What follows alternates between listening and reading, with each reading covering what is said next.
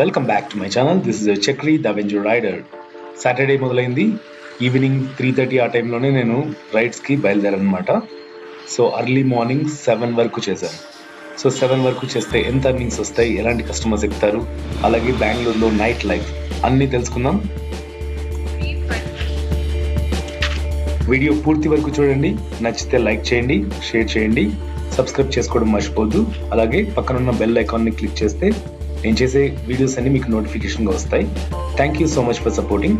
Keep watching until the end.